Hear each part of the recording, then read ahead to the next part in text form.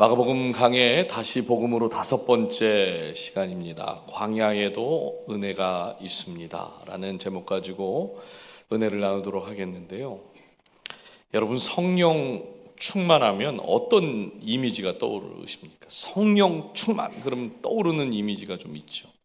우리의 기도가 막 뜨거워질 것 같고, 믿음도 막 강해질 것 같고, 하나님을 향한 열정과 열심도 막 생기고, 또 하나님의 능력을 경험하며 삶을 살 수 있을 것 같다, 이런 생각을 우리가 하게 되지요. 사실 다 맞는 이야기입니다. 그런데 여러분, 우리가 성령 충만에 대해서 놓치기 쉬운 부분이 하나 있습니다. 우리는 또 성령 충만하면 앞에 기도가 뜨거워지고 믿음이 강해지고 이런 것도 있지만, 우리가 성령 충만하면 내 삶에 어떤 문제가 있어도 그 문제들이 좀 잘 스무스하게 풀리고, 어려운 상황들이 있다면 그것도 잘 넘어갈 거를 기대하고, 하나님께서 우리에게 평탄한 길, 좀 안전한 길로 인도해 주실 거다 하는 기대가 있습니다.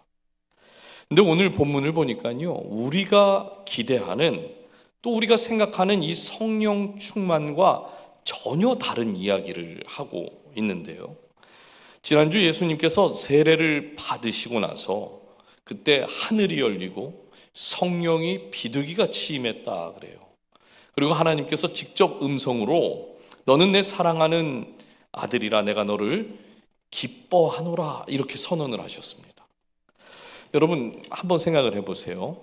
그러면 하나님이 직접 하늘 문을 여시고 막 예수님의 그 세례를 위해서 성령이 비둘기같이 쫙 내리게 하며 음성을 딱 들려주셨는데, 그럼 이 다음 장면은 어떻게 진행되는 게 자연스러울까요? 적어도 당신이 사랑하고 기쁨이 되는 그 아들이 가야 하는 그 길이 꽃길 정도는 돼야 되는 거 아닙니까? 쭉 뻗은 아스팔트처럼 가야 되는 거 아닐까요? 근데 놀라운 것은요, 그런 꽃길과 아스팔트하고는 전혀 다릅니다. 12절을 한번 다시 보실까요? 성령이 곧 예수를 어디로 몰아내셨대요? 광야로. 여러분, 이게 너무 이상하지 않습니까? 성령이 임했고 성령이 충만해졌는데 예수님이 가신 곳은 광야랍니다.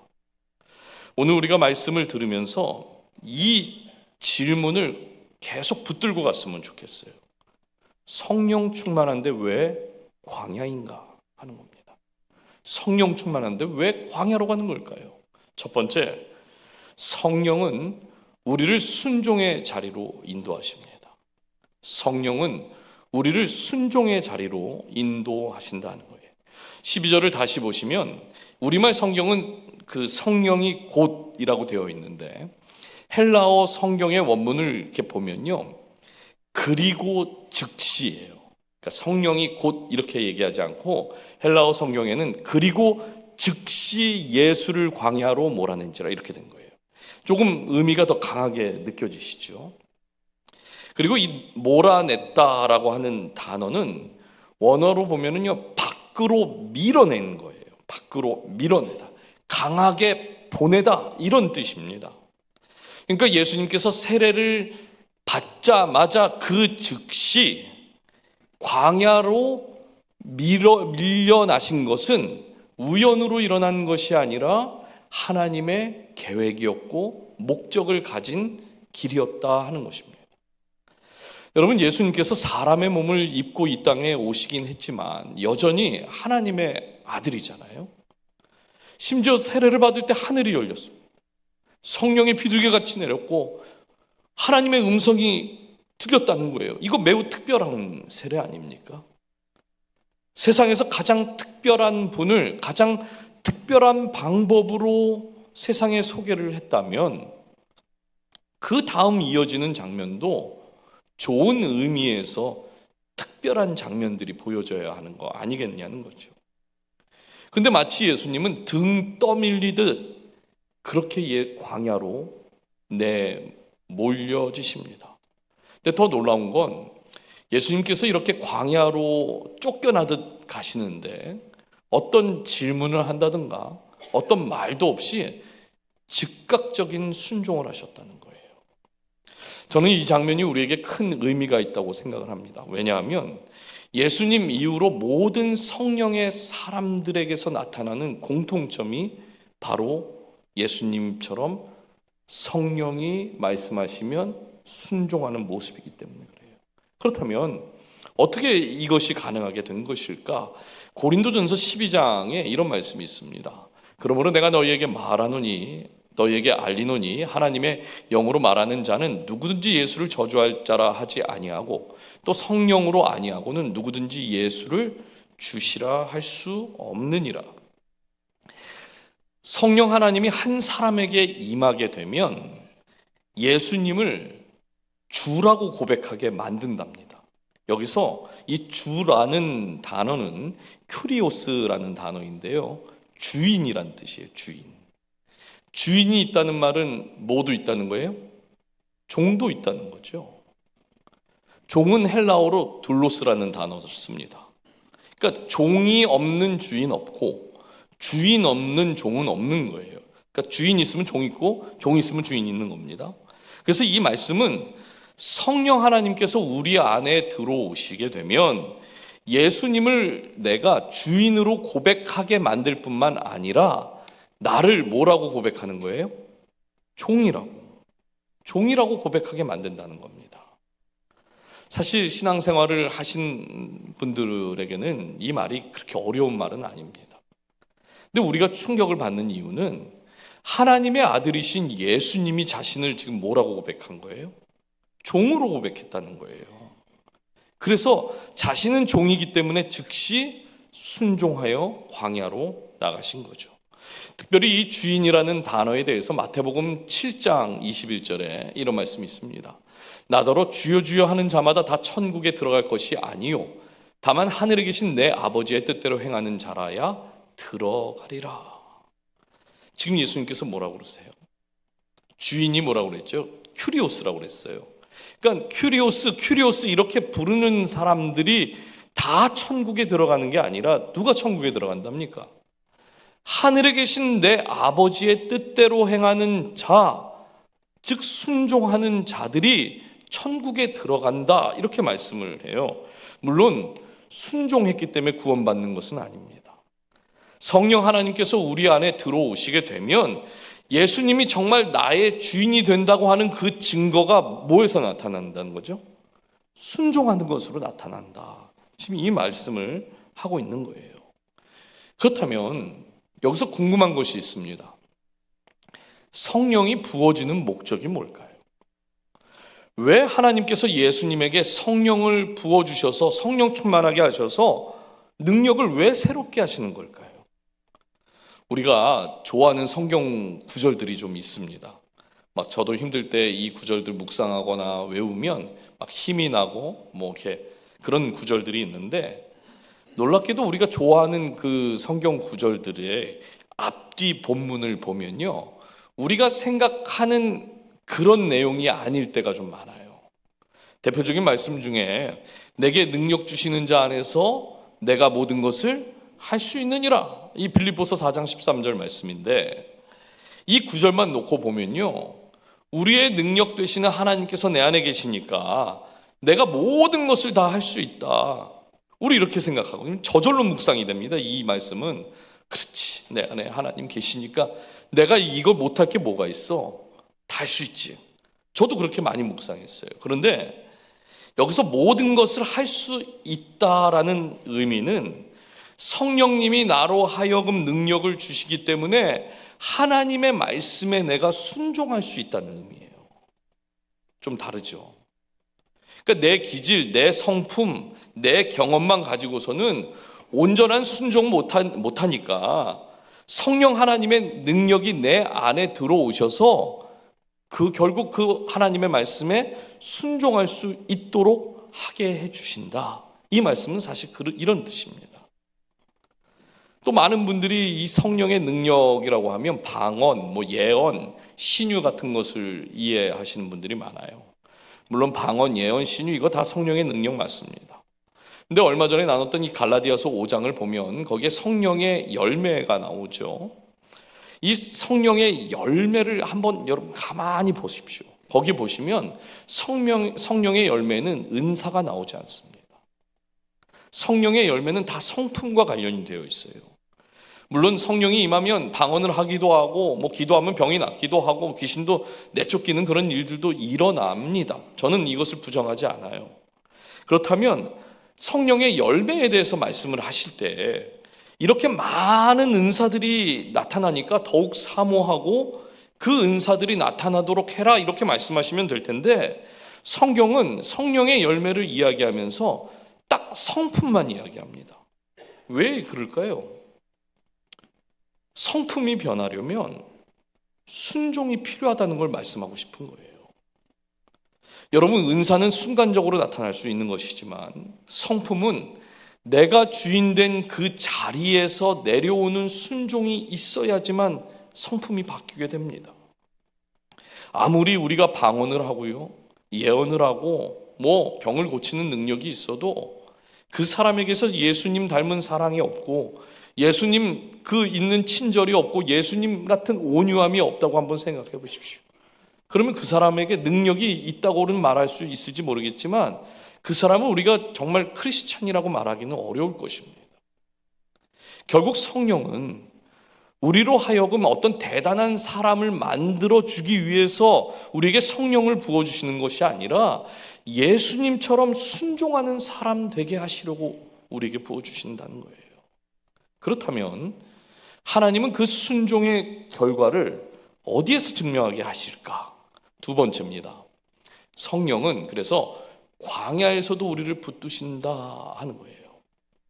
여기서 우리가 또 한 가지의 질문을 좀 해야 하는데, 예수님은 분명히 성령의 인도하심을 따라서 순종을 하셨습니다. 그렇다면 순종의 결과는 뭐예요? 내가 억지로 하기 싫어서 그래서 순종한 게 아니라 성령 하나님이 말씀하셨을 때 정말 감사와 기뻐하는 마음을 가지고 순종을 하셨다면, 그러면 그 뒤에 따라오는 결과는 뭐가 돼야 돼요? 축복이 있어야 되는 거 아니에요? 형통한 길이 있어야 되는 거죠. 근데 13절 한번 읽어주십시오. 시작.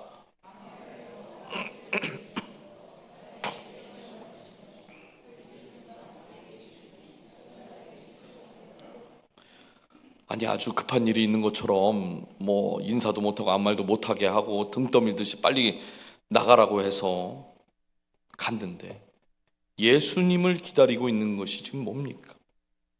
광야고 사탄이고 시험이에요. 여러분, 우리가 이거를 어떻게 이해하면 좋을까요? 우리말 성경에 시험을 받았다라는 의미는 조사하다, 증명하다 이런 수동태로 쓰였습니다. 즉 조사받는 거고 증명되게 하시려고 예수님을 지금 광야로 내모셨다는 거예요. 여기서 우리가 이것을 잘 좀 이해하려면 창세기 3장과 연결을 해서 좀 이해할 필요가 있는데, 왜냐하면 첫 사람 아담은 우리에게 첫 조상이잖아요. 두 번째 조상은 예수님입니다. 근데 이 두 조상님들이 우리에게 보여주는 것은 아주 상반된 그 반대의 길을 좀 보여주시거든요. 창세기 3장에서 아담이 시험을 받았죠. 아담이 받은 시험의 본질은 뭐냐면, 나는 주인이 되고 싶은가 아니면 종으로 계속 살 것인가, 이거예요. 지금 예수님도 똑같은 시험을 받고 계신 겁니다. 사탄이 지금 예수님 보고 너 하나님의 아들이라며, 하나님의 아들인데 왜 종으로 살려고 그래? 이게 말이 되는 일이야? 하나님의 아들이면 하나님의 아들답게 살아야지 종으로 사는 게 말이 되는 거냐? 이렇게 지금 묻는 겁니다. 사실 창세기 3장에서 아담이 받았던 시험은 반드시 이겨야 하는 시험이었어요. 왜냐하면 에덴 동산의 모든 것을 하나님께서 아담과 하와에게 다 누리도록 주셨잖아요. 99%를 누렸던 사람들입니다. 단 1% 동산 중앙에 있는 그 열매는 따먹지 말라, 이렇게 말했어요. 즉 아담과 하와는 1%의 유혹만 이기면 되는 그 시험이었습니다. 근데 우리가 잘 아는 것처럼 아담은 그 1%의 유혹을 이기지 못해서 시험에 무너졌죠. 반대로 예수님을 보십시오. 하늘의 모든 권세를 다 버리고 이 땅에 아무것도 없이 오셨어요. 그러니까 예수님은 99%가 없으신 분입니다. 13절을 보니까 예수님 곁에 뭐가 있어요? 들짐승들이 있답니다. 그리고 천사들 있어요. 그럼 누가 봐도 예수님이 받으시는 시험이 불리한 거 아닙니까? 여러분, 우리의 삶은 어떤가요? 어떤 분들은요, 아담이 받았던 것처럼 99%를 가지고 있으면서 1%의 유혹 때문에 무너지는 사람도 있고, 오늘 예수님처럼 1%만 가졌는데 99%의 유혹을 가지고 시험을 당하는 일들도 있습니다. 오늘 본문에서는 예수님이 광야에서 40일을 계셨다고 하는데, 같은 내용을 보여주는 마태복음을 보면요, 40일 동안 예수님이 금식을 하셨다고 그래요. 아니, 금식 해보셨나요? 제가 40일 동안 삼시세끼는 못했지만 이 40일을 한 끼씩 금식을 하면서 그걸 4번을 했어요. 얼마나 그냥 처음에 한 열흘은 그냥 온갖 모든 게 짜증나요. 배고프면. 기도도 사실 잘 안 됩니다, 그때는. 금식 자체가 시험이에요, 사실. 근데 이 금식만 해도 시험에 들 것 같은데, 그 옆에 지금 뭐가 있답니까? 들짐승들이 있대요, 들짐승들. 그러면 이 들짐승들이 지금 하나님이 예수님을 보호하기 위해서 보내신 들짐승이다. 예수님 잡아먹으려고 얘들도 배고프니까 그래서 있는 들짐승이다. 대답을 안 하시면 어떻게? 거기다가 사탄이 지금 직접 내려와서 예수님을 시험하려고 준비하고 있습니다. 근데 놀랍게도 예수님은 사탄의 시험을 다 이기셨어요. 여러분, 한번 잘 생각해 보세요. 성령 하나님께서 예수님께 임했습니다. 성령 충만하신 예수님이 광야로 나가셔서 40일을 금식하시면서 사탄의 시험을 받았고 결국 그 시험을 이기셨어요. 여기서 우리가 발견하게 되는 첫 번째 사실이 있어요. 성령을 우리에게 주시는 목적은 시험을 이기게 하시기 위해서입니다. 뭐라고요? 시험을 이기게 하시기 위해서. 이 말씀을 묵상하는데 예수님께서 이 들짐승들과 40일을 함께 하셨다는 게 이게 눈에 자꾸만 들어오더라고요. 이게 마가복음에만 기록되어 있는 겁니다. 우리가 집에서 키우는 그런 애완동물 아니라는 거 아시잖아요. 여러분, 우리가 교회에서 특히 성령 충만하거나 은혜를 많이 받았을 때 교회의 일들을 많이 감당을 하게 됩니다. 보통 은혜 많이 받고 성령 충만하면 다른 생각들 잘 안 해요. 사역에 하는데 기쁨이 있죠. 감사가 있습니다. 막 얼마나 열심들을 내는지 저희 장로님들 그 이야기 들어보면 월요일은 회사 가서 쉬는 날이래요. 계속 존다고 하세요. 그러니까 회사에서 졸지언정 교회에서 그렇게 열심히 일한다는 거예요. 성령 충만하고 은혜 많이 받을 때는 다 그럽니다. 형통할 거라는 기대도 있고 감사가 넘칠 거라는 기대도 있고 내 삶에 기쁨이 있을 거라는 기대가 있어요. 그러니까 은혜 많이 받고 성령 충만할 때는 그래서 다른 생각들 잘 안 들어옵니다. 성령 충만해서 교회 일을 하는데 막 사람들 시험 받는다는 이야기 들으면요 이해도 안 돼요. 아니, 성령 충만해서 일하는 건데 왜 시험을 받나? 그래서 결국 시험 드는 이유는 성령 충만하지 않아서 시험 받는 거지, 우리가 이렇게 생각하기가 너무 쉽다는 거예요. 그런데 오늘 본문 한번 보십시오. 하나님의 아들이신 예수님이 그것도 성령 충만해서 즉각적으로 순종하여 광야에 가서 지금 뭘 받고 계세요? 시험을 받아요. 시험을.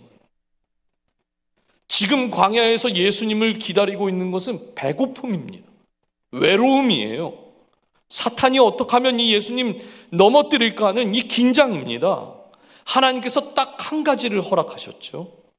천사들이 예수님을 수종들더라 그래요.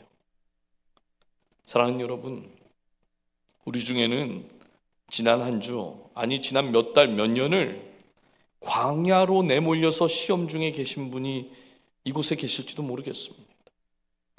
매일매일 내 힘으로는 도무지 살 수 있는 그 능력이 없어서 어떻게든 그 말씀 한 자락 붙들고 버티며 지내는 그런 분들이 계실 거예요. 그런데 한번 잘 보세요. 지금 예수님을 광야로 내몬 장본인이 누굽니까? 누가 내보냈어요? 하나님이 내보내셨잖아요. 한 번은 이런 일이 있었습니다. 저희 딸이 주일 예배를 마치고 집에 이제 왔는데 자기 친구 이야기를 하면서 아빠가 목사님이니까 좀 도와줘야 될 것 같다고. 그래서 무슨 일이냐 그랬어요. 이제 딸 친구가 엄마 아빠가 이혼을 했답니다. 근데 이 아빠가 엄마하고 이 딸에게 가까이 오지 못하는 뭐 이게 어떤 폭력적인 그런 일들이 있었는지 접근 금지 명령을 받은 거예요. 근데 이 어머니는 교회를 출석을 안 하세요. 근데 이 아버지가 딸을 만나고 싶어서 영어권 예배에 등록을 하고 출석을 했어요. 그 예배를 마치고 나서 이제 그 딸이 교회 로비에 탁 나오면 이제 기다리고 있다가 그 딸을 만나는 거예요. 근데 만났는데 어떤 이야기를 했냐면 너 이렇게 아빠 말 잘 안 듣고 그러면 아빠가 총으로 다 쏴 죽일 거라고. 여러분, 아빠가 이래도 되는 겁니까? 이럴 수 없는 거잖아요. 엄마가 갑자기 애들을 다 놔두고 어떤 남자랑 도망간 이야기도 있습니다. 이런 아내, 이런 엄마는 가능한 겁니까? 이런 이야기들이 우리의 삶 속에서 있는 이유가 뭘까요? 우리가 살아가는 이 세상에는 설명할 수 없는 그 아픔, 고통, 이 들짐승들과 같은 그런 일들이 있다는 거예요. 내 힘으로 통제할 수 없는 그런 광야의 그 삶, 순간들이 있다는 겁니다.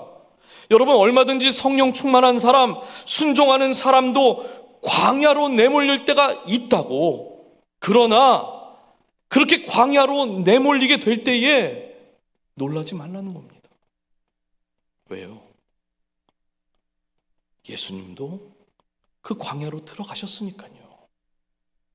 사랑하는 여러분, 광야에서 주시는 사랑의 메시지가 하나 있습니다. 천사가 수종 들고 있더라 그래요. 여러분, 우리가 왜 성령 충만해야 할까요?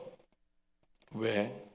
성령 충만하지 못하면 내 눈으로는요, 내가 처한 상황, 내가 처한 그 환경밖에 못 보기 때문입니다. 하나님이 나를 위해서 일하시지 않는 것처럼 보이기 때문에 성령 충만하지 않으면요, 교회 가까이 가는 것도 별로 안 좋아해요. 성령 충만하지 않으면 하나님을 믿는다고 하면서도 하나님에 대한 원망도 같이 가지게 됩니다. 그러나 성령 충만하면 하나님의 선하심이 보이는 거예요. 여러분, 성령 충만하면 나의 상황 속에서 이미 하나님께서 함께 하시고 나를 보호하시고 그 천사들을 곁에 두셨다 하는 게 보인다는 거예요. 여러분, 이것이 바로 저와 여러분의 문제입니다. 어떤 분이 그러세요. 목사님, 저도 압니다. 한두 번 저도 견도도 보고 그렇게 믿고 기도했는데, 아니 예수님처럼 40일만 시험 받는다고 한다면 저도 40일 잘 견뎌볼 수도 있고 이겨낼 수 있을 것 같은데, 아니 몇 년을 이렇게 시험 가운데 있게 하시니 이걸 어떻게 받아들여야겠냐고. 솔직히 실제적인 고통이 찾아오면요, 그 고통을 정말 겪어보지 않은 사람은 그만큼 모르는 것 같아요. 정말 힘든가 봅니다. 오죽 힘들면 자기에게 가장 소중한 게 뭡니까? 나에게 가장 소중한 게 뭐예요? 내 목숨이잖아요. 사람들이 자기에게 가장 소중한 그 목숨까지도 버려야겠다라는 그 생각을 하는 이유가 뭐가 있겠습니까? 실제적인 삶에서 만나는 고통이 그만큼 힘든 거예요. 여러분, 시험을 이긴다는 것은 그래서 정말 어려운 겁니다. 그런데도 하나님께서 우리에게 고난을 자꾸 주신다는 거죠. 문제를 자꾸만 던져주세요. 우리를 자꾸만 광야로 내모십니다. 왜 그럴까요? 하나님께서 주시는 시험이 증명해야 하는 일이기 때문에 그렇습니다. 내가 하나님의 종이라는 걸 증명해야 하기 때문에 우리에게 고난을 주시는 거예요. 여러분, 고난이 언제부터 불편해지는지 아십니까? 고난이 나에게 찾아오고 문제가 나에게 찾아올 때 불편해지는 순간이 딱 있어요. 그때가 언제냐면 종이 주인 되려고 할 때입니다. 내가 이런 대접받을 사람 아닌데, 이 생각이 들어오면 불편해지기 시작합니다. 내가 담임 목사인데 내가 담임 목사가 이런 대접받으면 안 되는데, 이런 생각 들어오면 그때부터 다 불편해지는 거예요. 내가 헌금을 얼마나 많이 했고 내가 이 교회를 위해서 얼마나 많이 헌신을 했는데, 여러분, 이 생각이 들어오기 시작하면 그때부터 신앙생활 불편해지는 겁니다. 그래서 하나님께서 저와 여러분에게 끊임없이 고난을 보내시고 문제를 보내셔서 물으시는 거예요. 너의 주인이 누구냐? 네가 주인이냐? 내가 주인이냐? 예수님께서 자신을 뭐라고 오늘 고백하셨다고요? 둘로스 종이라고 고백을 하셨어요. 예수님도 종이라고 자신을 선언을 하셨는데 하물며 우리가 주인 되면 되겠습니까? 그러면 안 되죠. 여러분, 내 맘대로 안 되는 상황, 내 맘대로 안 되는 환경이 있습니다. 내 맘대로 내 배우자 됩니까? 내가 배 아파서 낳은 내 자녀도 내 맘대로 안 되잖아요. 그러면 종인 우리는 내 맘대로 하려고 하는 것이 아니라 그 문제 앞에, 고난 앞에 서서 선언해야 한다는 거예요. 하나님, 나는 주인 아닙니다. 하나님, 내 상황, 내 환경의 주인도 주님이시니까 그거 주님이 바꿔주십시오. 하나님, 내 배우자, 내 자녀들, 내가 문제라고 생각되는, 내가 고난이라고 생각되는 그 모든 것 앞에 설 때에 내가 주인이 아니기 때문에 내가 할 수 있는 게 없습니다. 하나님이 바꿔주세요. 여러분, 이게 종의 고백인 거예요. 오늘 본문을 보면 우리에게 큰 소망이 없는 것 같아요. 막 신앙이 이런 건가? 막 자신감도 떨어지는 것 같고 힘도 빠지는 것 같고. 그런데 예수님께서 전하시는 소망이 있습니다. 여러분, 순서를 제가 말씀드릴 건데 이 순서가 정말 중요해요. 예수님께서 그냥 광야로 나가셨어요? 아니죠. 광야로 그냥 나가지 않고 성령의 임재를 받고 성령 충만해서 나가셨어요. 그럼 그 다음에 뭐가 있는 걸 보죠? 들짐승들을 봐요. 들짐승들. 그리고 나서 들짐승만 보는 게 아니라 또 뭘 봐요? 천사들도 봅니다. 이 순서가 되게 중요해요. 하나님의 아들이면 그냥 광야로 바로 가도 되잖아요. 아니면 제자 이제 세우는 그 자리로 바로 가셔도 되잖아요. 그런데 하나님의 아들이신 예수님도 광야로 그냥 가시지 않습니다. 하나님께서 성령 하나님으로 인하여 충만케 하신 후에 광야로 나가게 하셔서 금식하며 40일 시험 받으셨고 그 시험을 이기게 하셨습니다. 우리도 이렇게 적용을 해야 한다는 거예요. 여러분, 우리 자녀들에게 해달라고 뭐 이렇게 부모에게 부탁하면 다 해주고 싶으시죠? 안 그러세요? 전 다 해주고 싶던데. 근데 성경은 뭐 능력이 안 돼서 못 해주는 건 어쩔 수 없지만 다 마음은 다 해주고 싶어요. 그런데 성경은 그렇게 하면 안 된대요. 지금 뭐가 먼저입니까? 성령 충만이 먼저인 거예요. 성령 충만. 성령 충만한 부모가 되는 것이 먼저인 겁니다. 여러분, 이번 한 주 동안 만나게 되는 모든 사람들 만날 때 내가 성령 충만해서 만나야 되는 거예요. 제가 좀 전에 순서가 중요하다고 그랬잖아요. 성령 충만한 다음에 뭘 봐요? 들짐승 보는 거예요. 성령 충만한 다음에 들짐승 보지만 성령 충만하면 천사도 봐요. 근데 문제는 성령 충만하지 못하면 들짐승은 보는데 천사가 안 보인다는 거예요. 천사가. 성령 충만하지 못하면 천사가 안 보여요. 그래서 이 순서가 매우 중요합니다. 여러분, 그냥 막 깊게 생각하지 않고 우리의 삶에서 성령 충만하지 않을 때 한번 생각해 보세요. 내가 성령 충만하지 않을 때는요, 아주 작은 것도 큰 문제처럼 느껴집니다. 이것도 문제, 저것도 문제, 저 사람도 문제지, 다 나를 방해하는 것처럼 느껴져요. 근데 반대로 성령 충만한 상태에서 그 문제를 가지고 그 성령 하나님이 계신 그 안으로 그 문제를 가지고 들어가면 그 문제가 누굴 만나요? 성령 하나님을 만나잖아요. 아니, 그러면 문제가 하나님을 만나면 거기서 답을 찾게 되는 거죠. 답을 찾게 되었다는 것은 곧 뭐예요? 시험을 이길 수 있는 방법을 찾은 겁니다. 다윗이 시편 23편에서 고백하는 게 뭐죠? 하나님이 다윗의 목자가 되신답니다. 그런데 다윗이 하나님은 나의 목자라고 고백했는데 다윗이 만난 건 뭐예요? 사망의 음침한 골짜기입니다. 여러분, 너무 죄송한데 하나님께서 절대로 우리가 증명해야 할 시험을 그냥 면제시켜 주지 않으세요. 그래서 저와 여러분에게 기대하시는 것은 항상 성령 충만한 것입니다.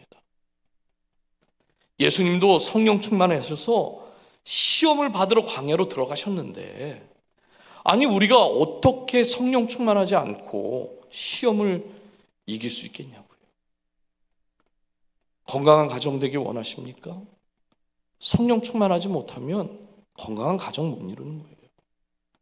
여러분의 일터, 여러분의 사업, 여러분의 어떤 일들을 하든지 간에 예수 그리스도를 따르는 성령의 사람에게는 반드시 이 영적인 순서가 있는 거예요. 사명을 감당하려면 성령 충만해야 합니다. 근데 여러분, 오늘 본문이 여기서 끝나질 않아요. 예수님께서 시험을 이기신 후에 가장 먼저 이렇게 선포하시죠. 14절 15절 한번 읽어주십시오. 시작.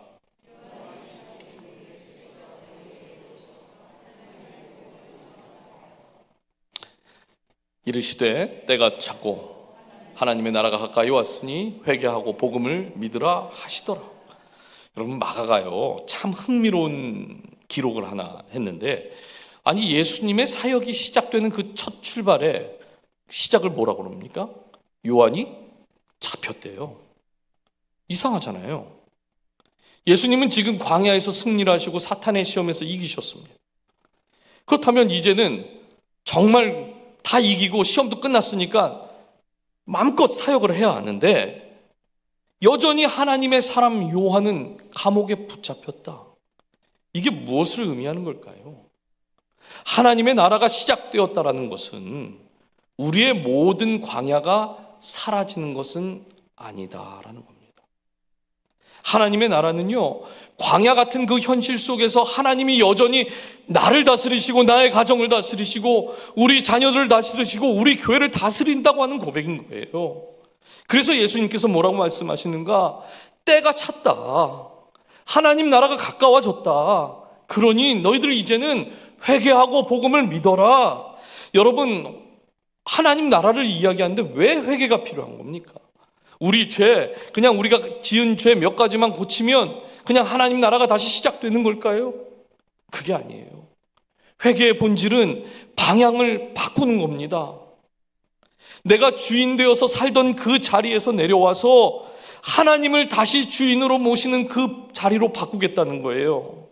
여러분, 창세기 3장에서 아담이 실패했던 이유는 그냥 먹지 말라고 했던 그 열매 먹어서 실패한 것이 아니라 그 아담이 주인 되려고 했기 때문입니다. 아담은 그 시험에서 무너진 거예요. 이제 말씀을 맺겠는데요, 오늘 우리에게 동일한 질문을 하나님께서 하세요. 우리의 삶에 광야가 없습니까? 광야가 있어요. 신앙생활하고 열심을 내고, 제가 작년에 교회 처음 부임했을 때 우리 장로님들이 하셨던 말씀이 뭐였냐면, 목사님, 저희는 월요일 되면 다 파김치처럼 그냥 정말 피곤해서 회사에서 반은 졸아요. 이거였어요. 여러분, 왜 우리가 신앙생활 열심히 하고 기쁨이 있고 감사를 기대하고 하나님이 우리에게 좋은 거 주신다고 알고 있는데 왜 신앙생활이 계속 힘든 걸까요? 왜 신앙생활을 시작했는데 광야를 만나는 겁니까? 왜 내 마음대로 되지 않는 상황, 왜 내 마음대로 안 되는 그런 환경만 우리는 만나는 거예요? 솔직히 내 마음대로 되는 게 한 개도 없어요. 사실 내 힘으로 도무지 감당하기 어려운 그 시험이 찾아올 때마다 하나님께서 저와 여러분에게 묻고 있다는 거예요. 네가 내 주인이냐? 내가 네 주인이냐? 여러분, 성령 충만은 우리의 삶에서 만나게 되는 그 광야를 지워주는 능력을 말하는 게 아닙니다. 성령 충만은 정말 우리가 감당할 수 없는 그 광야의 그 한가운데서도 하나님이 나의 주인이십니다. 이 고백을 만드는 거예요. 성령 충만은 들짐승 같은 그런 문제들이 없어지게 만들어주는 것이 아니라 들짐승 같은 것들, 내가 해결할 수 없는 그 어려운 상황 속에서도 천사가 나를 위해 수종 들고 있다는 걸, 그 은혜를 보게 하시는 줄 믿습니다. 이번 한 주 우리의 삶의 모든 자리자리마다 광야 같은 그런 정말 걷기 힘든 그런 삶 속에서도 그 성령 하나님이 그냥 보내신 게 아니라 성령 충만하여 가기를 원하세요. 성령 충만하셔야 합니다. 우리 옆에 계신 분들에게 한번 이렇게 얘기하십시다. 성령 충만하십시오. 성령 충만하십시오. 그 성령의 충만함이 있을 때 광야는요, 천사의 수종을 드는 것을 보게 하는 은혜의 자리가 될 줄 믿습니다.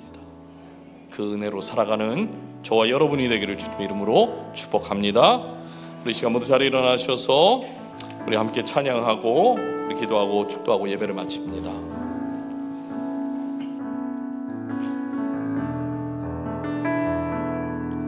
하나님